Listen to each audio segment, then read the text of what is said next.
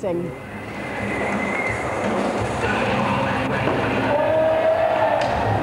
professionals make this look easy. It's not. I think I'm going to need a little bit more practice.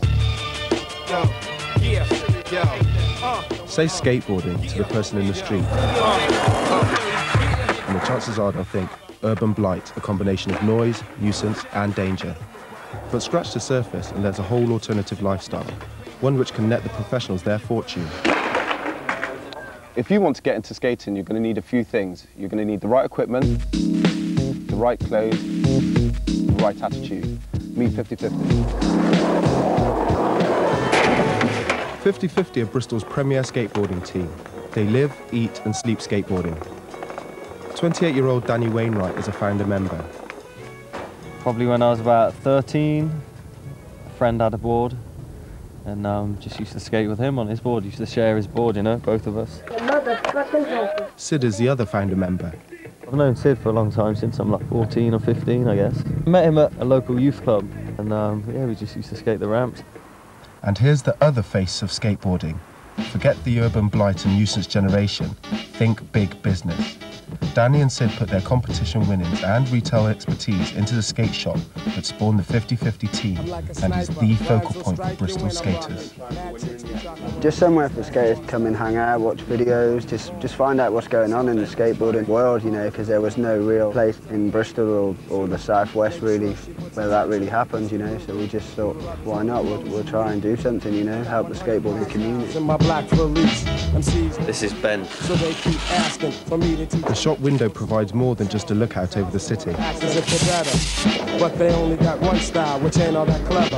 I'm cooler than wind, I'm harder than cold. But even a ramp with a view won't stop dedicated skaters honing their skills wherever they can. And all your thoughts, I'll touch your soul and make your brain feel crock. Danny's honed his ollie to record-breaking heights. The ollie. This is a very simple explanation of how it works. The back foot is on the tail and kicks down, providing force, which gives you your pop, which gets the board in the air. Meanwhile, the front foot slides forward, leveling out the board, and then all that is left to do is landing. What does your record stand at now then? 44.5 inches. It's up to my stomach, you know. So you've mastered an ollie and you can nail a kick flip. And you know all there is to know about grinds. But now all you have to do is get yourself noticed. It's time for a competition. The crowd has flocked here to see the country's top street skaters take on a course of ramps, rails and transitions. As expected, Danny qualified in first place. The rest of the team has made a weekend of it, and they're here to support their mates. I reckon Wainwright will win. Yeah? Yeah, funnily enough.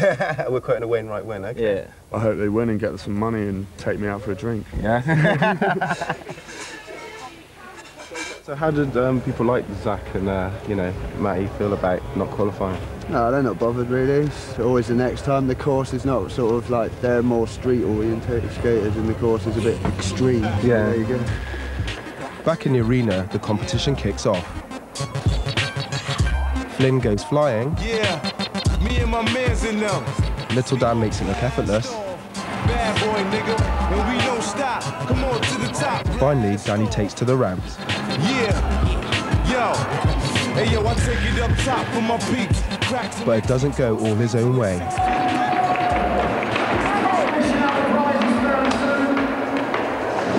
Just trying to like do a kickflip down the bank. Yeah.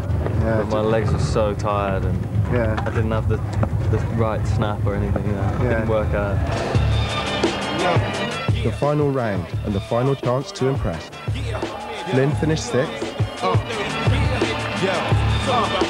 Little Dan came 8th. A child of the ghetto, nobody explain it to me. Living the scripture, the picture, the painted for me.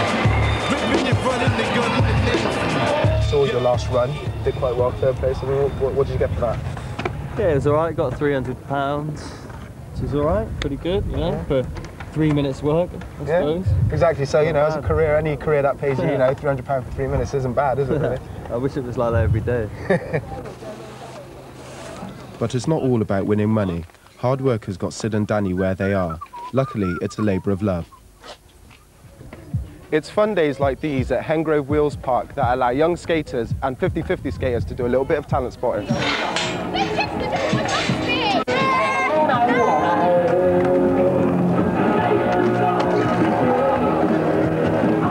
between 50/50 and a specialist skateboarding company. They were able to then come up with a design they liked and then built the part.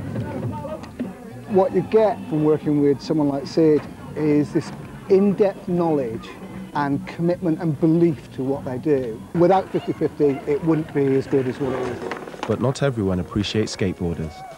Conflict of use, dual use space are the issues where skateboarders want to, generally they want to go where they can be seen.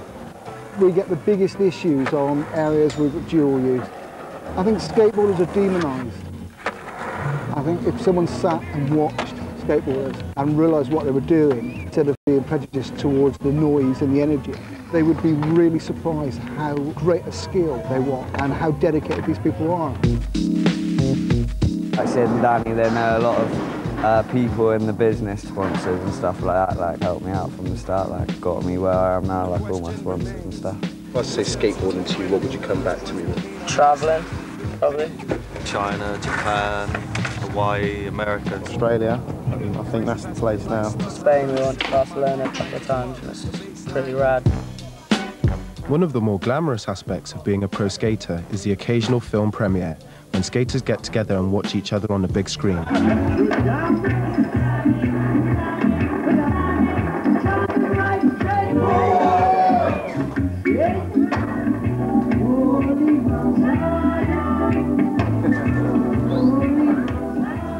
Do you think about events like this, you know, maybe Yeah, it's more cool. of them? Yeah, definitely. Like all skaters get together and socialise and just do what like skaters do. You know what I mean?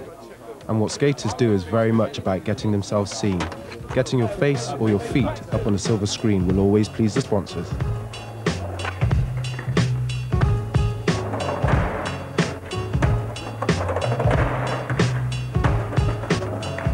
Oh no, I totally designed it and all that with this guy from America. Okay. Yeah, just thought it's like all the things that I like about a shoe basically.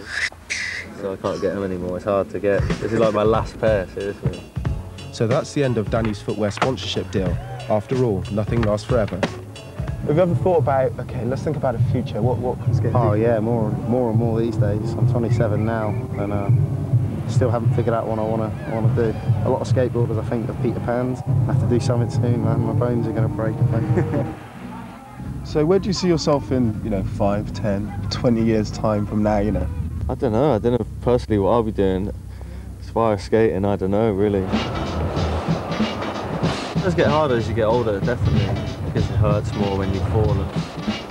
What's the future of Bristol skating? Definitely got a potential for one of the best scenes or the best scene in England. You know, there's enough talented skateboarders coming out of Bristol. Hopefully a skate park will emerge in the city centre one of these days, and I think that'll breed like a whole new generation of super good skaters. So skateboarding, a real skill or kids play? Find out more and have your say. Just visit our website. And who do we have here? You know, these aren't the only two extraordinary women in the West Country, because on our next story in Inside Out, there's a Somerset lady who'll go to any lengths to save her straw house from the clutches of the council. Salvage hitchhikes up the scenic Severn estuary. And things aren't so pretty for the man whose home is a tent. Join us again next week on Inside Out for more fun and games.